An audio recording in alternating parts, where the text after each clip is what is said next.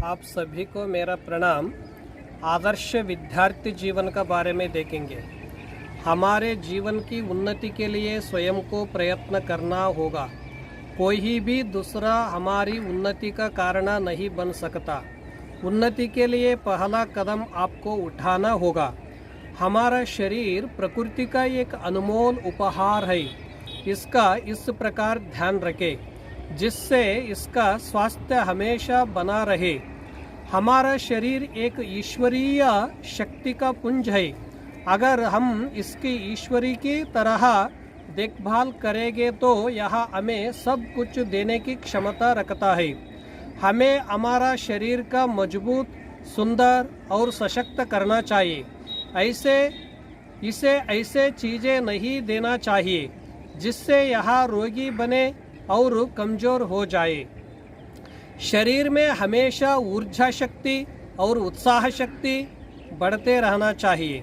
हमें उत्साह को कम करने वाली और निराशाजनक बातें सुनने से बचना चाहिए।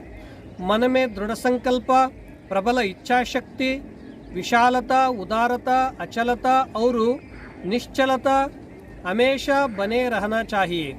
बुद्धि में उत्तम निर्णय, सुविचार, सुचिंतन, विवेक शक्ति को अपने ज्ञान से बढ़ना चाहिए।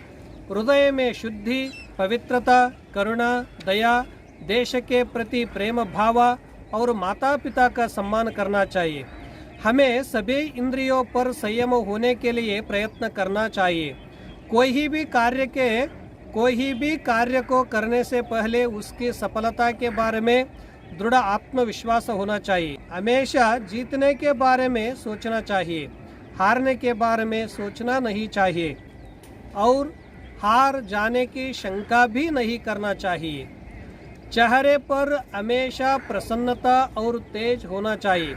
सभी प्रसन्न लोगों से आकर्षित होते हैं। प्रसन्न लोगों के साथ जुड़े हैं। जिस चीज़ में तेज होता है उसका महत्व ज़्यादा होता है, वह ज़्यादा मूल्यवान होता है।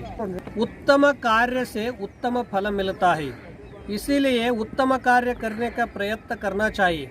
हमें ऐसा कार्य करना चाहिए जिसका लाभ सभी को मिले और सभी की उन्नति का कारण बने। चिंता से हानि होती है। चिंता से मन बुद्धि कमज़ोर होती है। चिंता नहीं, चिंतन करना चाहिए जिससे ज्ञान और बुद्धि का विकास हो। हमेशा शांति से रहना चाहिए। समस्या के बारे में चिंतित नहीं होना चाहिए। समस्या का समाधान ढूंढने के बारे में सोचना चाहिए।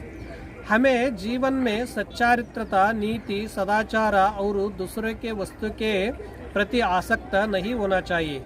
हमें हमारे जीवन के लिए उपयोगी वस्तुओं का खुद निर्माण करना चाहिए।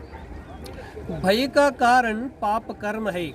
हमें चोरी, झूठ, छल से बचना चाहिए। हमें ऐसा बुरा कर्म करके हमारे दिमाग में कचरा नहीं भरना चाहिए। निर्भय रहने के लिए सत्य का पालन करें। प्रामाणिक बातें कहें। ईमानदार बने रहे। सभी में ईश्वर है, यह सोचकर किसी की भी मदद करें कि मैं ईश्वर की पूजा कर रहा हूँ।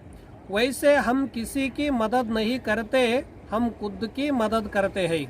अगर हमें गर्मी चाहिए तो पहले हमें लकड़ी देना होगा, तब हमें गर्मी मिलेगी। बिना दिए यह कुछ नहीं मिलता है।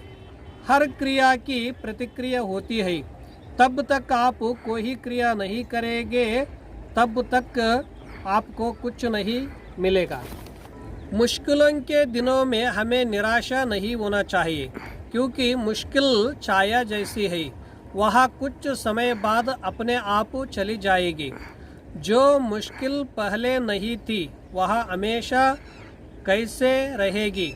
मुश्किल तो कुछ दिन की मेहमान है। घर के अंधकार को प्रकाश दूर करता है। बुद्धि के अंधकार को ज्ञान दूर करता है। हर समस्या का समाधान ज्ञान है।